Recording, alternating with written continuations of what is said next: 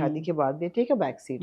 और फिर सोसाइटी और इल्ज़ाम भी उन पे लगाती कि ओहो क्या हुआ, जैसे रमशा ने पूरा वाइप कर दिया अपने इंस्टाग्राम, क्या हुआ, आ गई ना वही वाली आ गई बात ना क्या हुआ, कि खुशहाल ने मना कर दिया, फिर वही वाली बात ना, एक्टिंग हम करनी, नहीं है ना इक्वल, फिर यही एक्टिंग वाली करनी बात कि है नहीं ना, करनी, जबकि खुशहाल काम कर रहा है और ऑन स्क्रीन बड़े प्रोजेक्ट्स कर रहा है। और मैं हरगिज खुशहाल को या रमशा को गलत नहीं कह रही।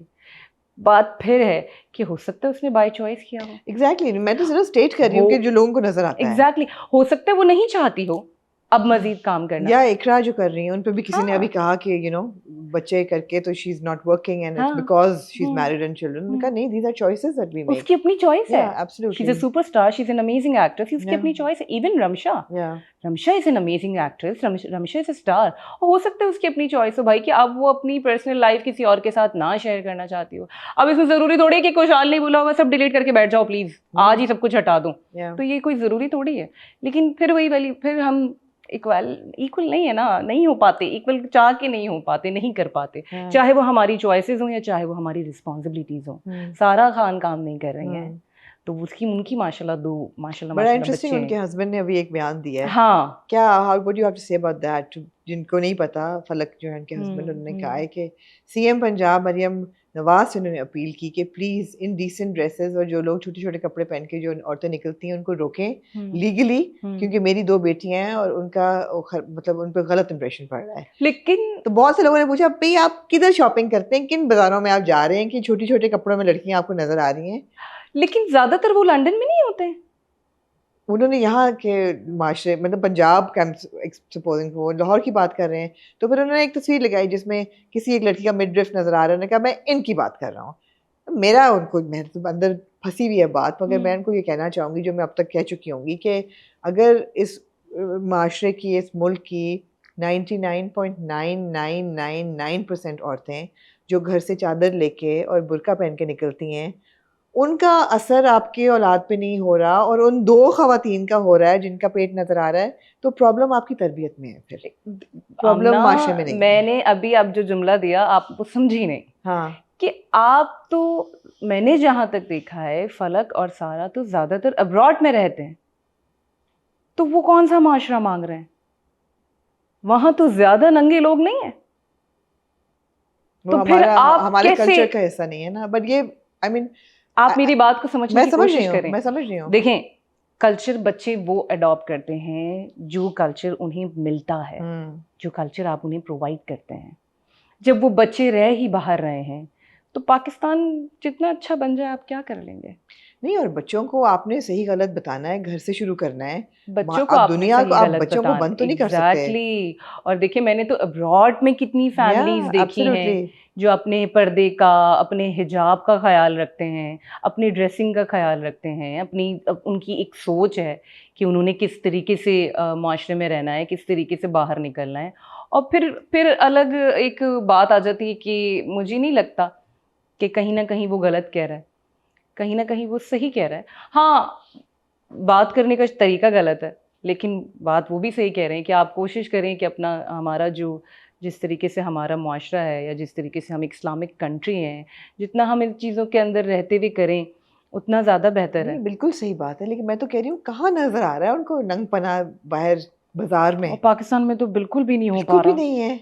बिल्कुल भी बाजार नहीं नहीं, हो पा बाजार रहा। में, वो भी बाजार में कहाँ नजर आ रहा है आपको? नहीं, कहाँ आपको इमोडेस्टली ड्रेस्ड औरतें नजर वो आ रही कोई हैं? शायद उन्होंने एक रील है जिसमें वो कुछ हो रहा है, तो नहीं, वो तो उस अपने चीज बच्चों को का, सोशल मीडिया पे मत आने दें आप उनको। और वो तो मुमकिन ही नहीं है, this is not possible. Screen time रोकें उनका, ये तो पॉसिबल ही नहीं है। बच्चे चले, आज इन्होंने स्क्रीन टाइम पकड़ लिया, एक बात मान ली, 15 साल बाद आप स्क्रीन टाइम थोड़ी पकड़ 15 साल पाएंगे। बाद बच्चा मैच्योर हो गया होगा ना उस वक्त तक। तो वही वाली इम्प्रेशनेबल एज तो बचपन की फिर होती है आपकी ना। वाली बात आ जाती है कि तरबियत आपको अपनी एब्सोल्युटली, तरबियत करनी आप पड़ेगी। बच्चे को स्ट्रांग बनाएं, उसे हाँ, सही और गलत बताएं। माशाल्लाह वो कह ही क्यों रहा है, मैं तो कहती हूँ इतनी अच्छी उसकी बीवी है। आप देखिए, इस इंडस्ट्री में रहते हुए भी सारा खान इज अमेजिंग, मॉडेस्ट। फलक इज लवली, फलक इज एन अमेजिंग पर्सन, मतलब जेन्युइन पर्सन। इस इंडस्ट्री में रहते हुए भी इतना अच्छा सारा ने अपने आप को कैरी किया है। इतनी मॉडेस्ट, इतनी डिसेंट, इतनी अच्छी एक्ट्रेस, इवन सारे कैरेक्टर्स उसने, अगर कोई ग्लैमरस कैरेक्टर्स भी किए हैं तो वो इतनी अच्छी तरह किए हैं, उसने फैशन भी हमेशा इतनी अच्छी तरीके से किया है।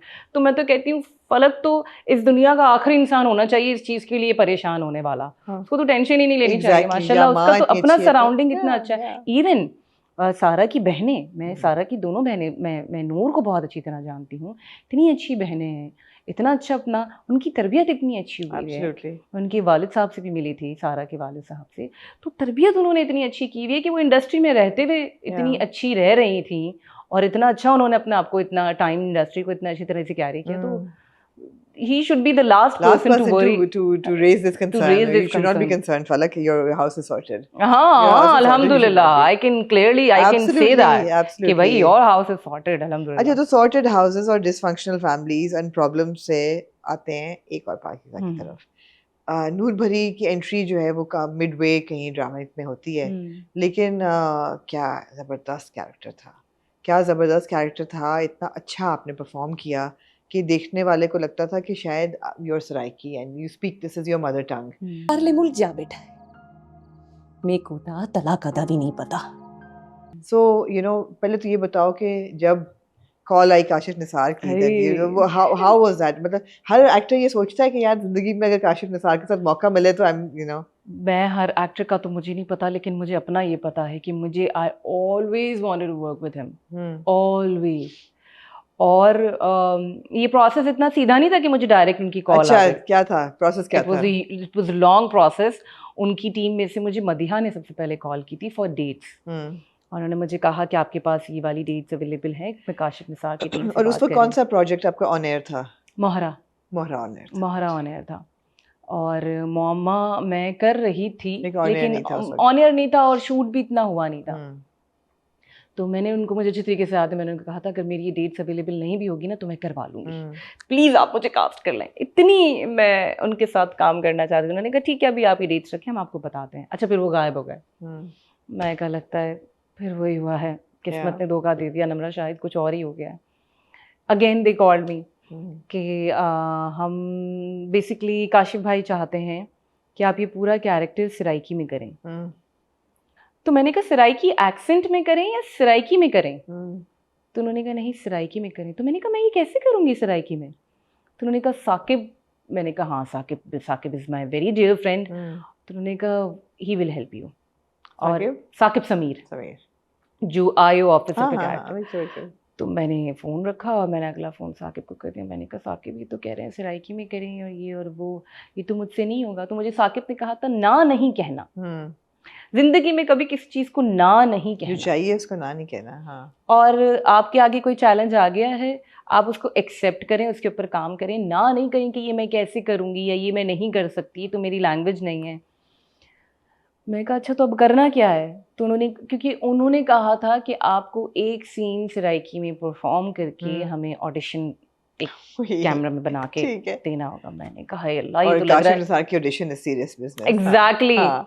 मैं कहा ये तो लग रहा है 10 साल पीछे चले गए। तो कह रहे हैं देख लो, अगर अच्छा नहीं करोगे तो मुझे तो लगता है वो काशिफ भाई तो तुम्हें 1 मिनट में रिप्लेस कर देंगे। यार ये क्या प्रॉब्लम हो गई, ये क्या मुसीबत हो गई? मैंने कहा अच्छा ठीक है मैं करती हूँ। आमना मुझे 3 दिन लगे एक सीन बनाने में, क्योंकि वो तेकू मेकू मेडा तेडा यही वाला जो पहली बार उसने मुझे, मैं उसके घर में एंटर हुई हूँ और वो मुझे बिठा के मैं उसको स्टोरी सुना रही हूँ कि मेकू तो रोज़ होगा, निके दा फ़ोन आया है, निका बाहरले मुल्क जा बैठा है, मेरे को तलाक का भी नहीं पता। तो अभी ये इसलिए इतना तेज़ निकल रहा है क्योंकि ये 20-25 दफ़ा याद कर चुकी हूँ। और उस वक्त मैं सोच रही थी कि मैं मेंकू टेंकू बोल रही थी, और फिर मैं एक वॉइस नोट भेजती थी, फिर एक वॉइस नोट आता था कि नहीं ये गलत है। वोकल कोच आपके साकिब समीर से। Saqib Sameer, very good. हाँ। और मैं एक वॉइस नोट भेजती थी साकिब को, साकिब कहता था नहीं नहीं नहीं यूँ नहीं है, यूँ है, देखो मैं पहले समझाता हूँ। फिर वो उसको उर्दू में ट्रांसलेट करता था, पूरे जुमले का मकसद बताता था, फिर मैं उसको फिर सराइकी में बोल के सुनाती थी, फिर वो एक्सेंट की गलतियाँ निकालता था। और ये करते करते हमें 3 दिन लगे एक सीन पे, और मैंने एक ऑडिशन रिकॉर्ड किया और मैंने भेजा मदीहा को, और मदीहा ने मुझे 3 मैसेज फॉरवर्ड किए, वेरी गुड, लॉक हर, और एक ऐसे थम्स अप था, और वो काशिफ निसार के मैसेजेस थे। और फिर मुझे एक नंबर आया जो कि काशिफ निसार का नंबर था, और फिर मैंने उनसे बात की कि अस्सलाम वालेकुम। उन्होंने कहा वालेकुम अस्सलाम बेटे कैसे